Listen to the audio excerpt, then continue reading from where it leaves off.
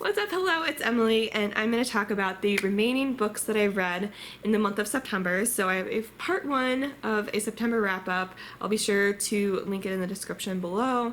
I talked about the first 5 books that I read in the month of September, and I have read 5 more, so I'm going to talk about those now. They're mostly audiobooks, so things have been crazy recently with work. I've been traveling for a wedding recently as well, so most of my reading has been on audio just because that's easier to do on my commute or just while I'm doing other things around the apartment. And so most of these are audiobooks. And yeah, so let's get into them. So the first one I want to talk about is All the Single Ladies by Rebecca Traister. I read this one for a feminist book club. We actually haven't met about this one yet, but it's scheduled, so we'll be meeting about it soon. This was a really fascinating look into the history of single women and kind of an exploration of the rise of women being single or remaining single for longer periods of time and kind of marrying later. The social forces that have allowed that trend to happen, as well as what that trend has meant for other parts of society and kind of the result of that trend happening. So it's a super interesting book. Overall, I really enjoyed it. Again, listen to this one on audio, and my notes about this are right here, so if I'm looking down, that's what I'm looking at. So she talks a lot about marriage, the history of marriage, and how marriage historically has been used to kind of limit the political and economic power of women. It kind of explores those dynamics and just kind of explores how marriage was a way to kind of limit women's power and just kind of make sure that they could stay home and watch the kids, basically. She also talks a lot about the history of social movements in the context of single women. So she talks a lot about how single women have been instrumental in, for example, the abolition movement, the suffragette movement, that, historically women who were able to put a lot of time into furthering those social causes and actually talking about those issues were women that weren't married and didn't have kids, because otherwise that would have been the expectation. And there were, for women who weren't single in these movements, there was a lot of pushback on them trying to also be active politically. But historically, the single women have been instrumental in those movements. So she talks a little bit about that.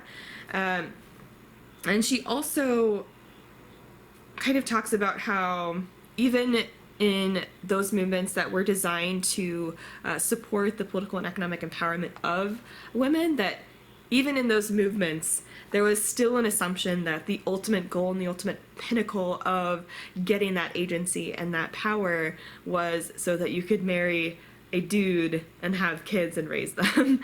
And so she talks about how, that assumption as the end goal of a woman's life was never even really questioned a lot by those movements. They just wanted women to be able to, be able to make some more choices. But that choice wasn't really one that was discussed. That was just, obviously you're going to want to marry a dude and raise kids, right? And so she talks a lot about that. One thing she does kind of brush over a little bit is the kind of tenuous relationship that the abolition and suffragette movement had. So, there obviously was a lot of crossover and a lot of people working in support of both movements, and there were a lot of feminists who very much supported abolition, and there were a lot of abolitionists who also supported the suffragette movement. But there was also a lot of tension between those movements. In particular, a lot of the white women who were, the leaders of the suffragette movement, there was a lot of racism that went on in those circles. There also, even if some women in that leadership weren't straight up racist, they also would just sometimes kind of put the issues of people of color on the back burner and just say, well, it's going to be easier for us to fight for white women right now. Let's just get that as a win and then worry about people of color later and worry about slavery later, which caused some tension. And that was kind of brushed over in her discussion of the history of social movements. But not every book is going to be able to cover every facet and dynamic of complex social movements. So, just something to be aware of and something that I was thinking about as I was listening to this book.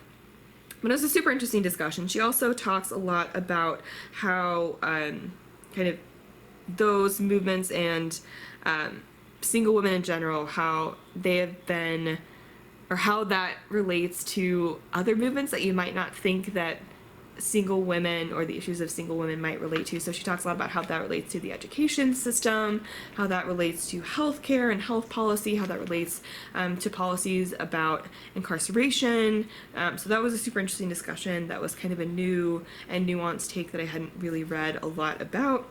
So that was really interesting. She talks a lot about how important female friendships are, which I think was a really interesting discussion and something that is starting to be a part of a dialogue about women and feminist movement right now, just how crucial strong, close female friendships are, and that sometimes that can provide as much, if not more, fulfillment for some women as a romantic relationship. So that was an interesting discussion. She also talks a lot about urbanization and changes in technology and how that has allowed single women to really delay marriage because they're able to provide for themselves in a much different way than they have historically been able to, and have had access to a lot of resources around them to kind of help them manage day-to-day things that normally would be assisted with by a partner. But that urbanization and technology are kind of allowing for women to be able to use those tools and resources to kind of create fulfilling, happy lives, as a single person. And she talks about the double standard that women face when they're trying to, balance their personal lives or relationships that they choose to engage in, as well as a career, and the struggles that can face that often are things that men don't necessarily need to think about. And she also just in general talks about the struggles of singlehood, the struggles of marriage, just the different choices that women are able to make now about how they live their life, and that's ultimately a good thing, and that there are so many choices that women are making now that weren't necessarily choices that either that were much more difficult to make in times past, and kind of what those different choices are doing for women, and kind of how important being able to make those choices are. I will say also, aside from my criticism that I talked about a little bit earlier, the other criticism I have is that this book very much talks about cis, straight women for the most part. She does talk about non-straight women and how there are a lot of other choices women can make about the relationships they engage in, but she does primarily focus on cis straight women and privileged cis straight women. And she does talk to a lot of different people and talks about how a lot of these forces and a lot of the negative sides of these forces are kind of amplified for women of color, and women who face other disadvantages. So she does talk about it. It's not that she ignores other women completely, but there's not really a focus on those, and I don't think she kind of talked to a lot of women who have had different kinds of experiences, trans women, for example, and doesn't really engage a lot in that discussion, and I don't think every book about women or about social movements needs to be a complete and totally nuanced history that or discussion that includes every possible perspective. Like, sometimes an author is not going to be able to really tell those stories in a way that does those stories justice, or kind of really reflects a respectful and thoughtful commentary on the experiences of women that they don't necessarily share. And so I think it's fair for an author to not necessarily want to tackle every sort of issue that women are facing just because they want to write about issues that women face. So, that can be understandable, but that is something to know going into this if you are interested, that's not really something that's part of the discussion in this book. So keep that in mind. But overall, it was a super fascinating book that I really would recommend if you're interested in the topic. I think it was well written.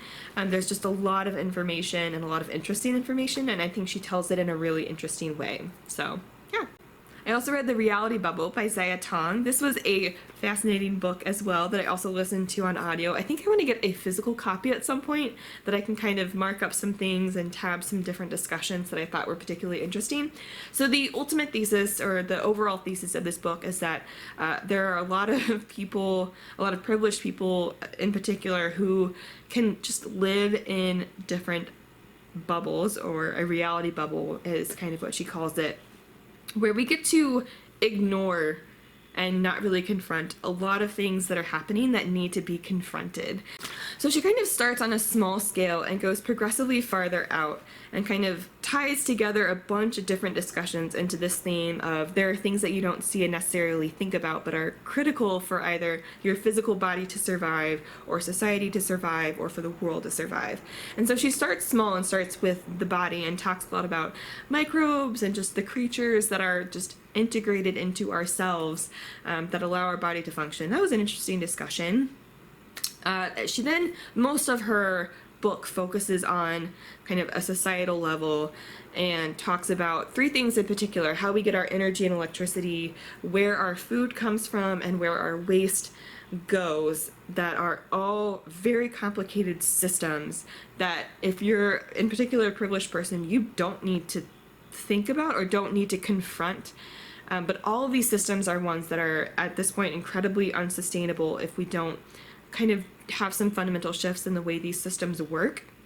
But because we don't really see them or need to think about them, they're things that, a lot of people who are kind of in a reality bubble can just ignore and just like hope that those problems get resolved.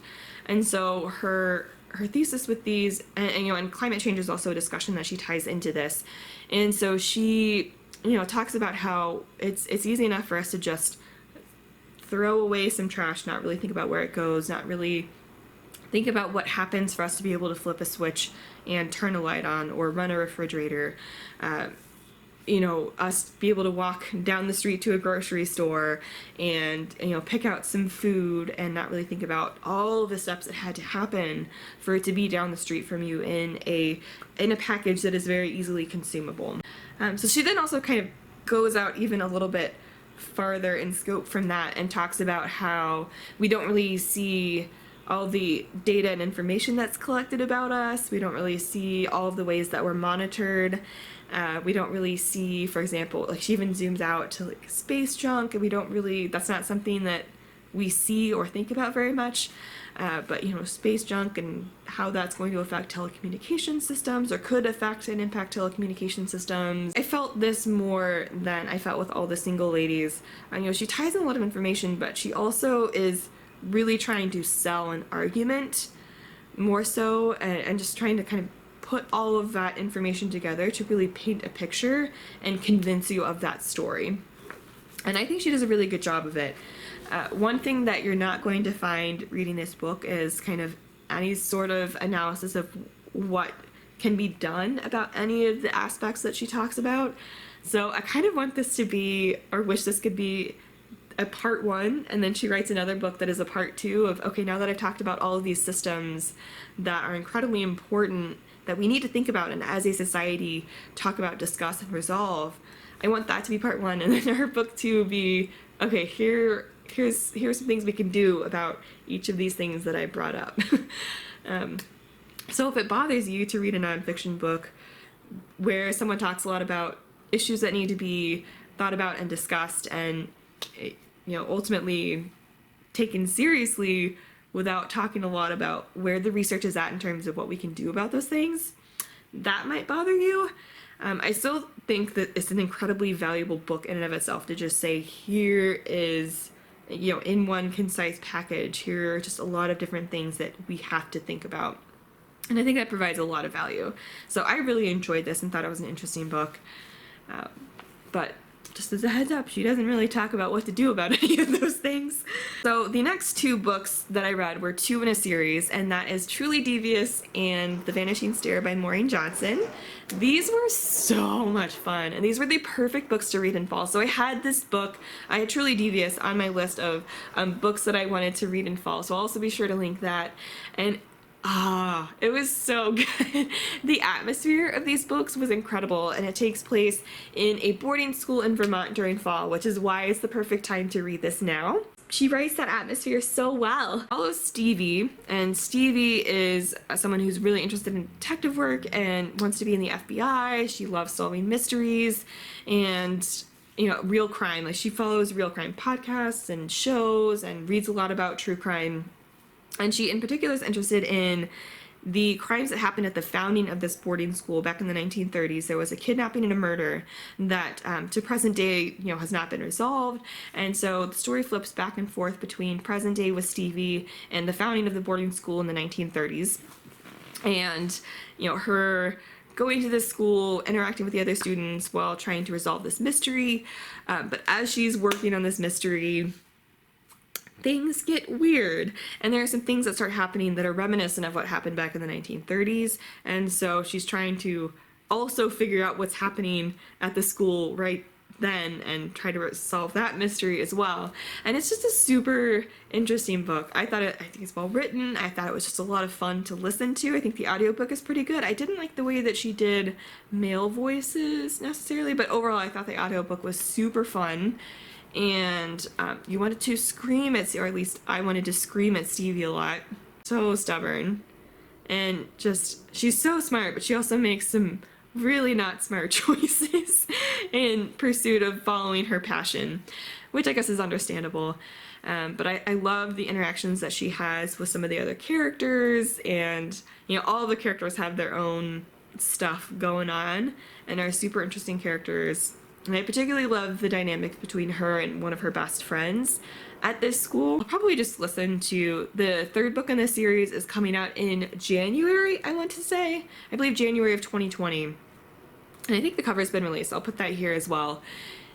So I'm excited to listen to that one and just see what happens. Book 2 left off on a cliffhanger. So I'm pretty excited to continue and see what happens.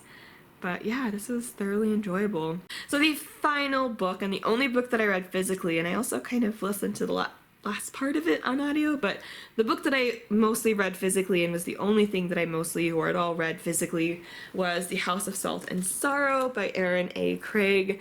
And this one has been getting a lot of hype. And a lot of people have been saying to save this for the fall because of the atmosphere of this book. And I could not agree more. This was such a fun book to read right now. This was the atmosphere that I was craving right now, along with Truly Devious. This was such an atmospheric book. So this book is a 12 Dancing Princesses retelling. I have not read that, so not really sure what the original story is about.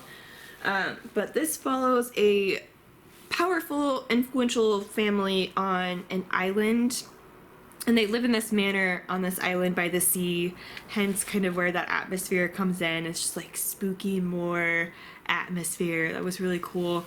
And in this family there are 12 daughters, and the book opens with the funeral of the 4th daughter dying. So kind of the older daughters are dying, and so the people on this island feel like this family is cursed, and they kind of want to stay away from this family because they don't really know what's going on. One of the older daughters that's still alive, Annalise, the main character, or the point of view of this story, and she's trying to figure out what the heck is happening to her sisters, because she's not convinced it's a curse. She's convinced that they're being murdered, but that they don't really know how or why, because it's just kind of they died by mysterious circumstances that could also be taken for accidents.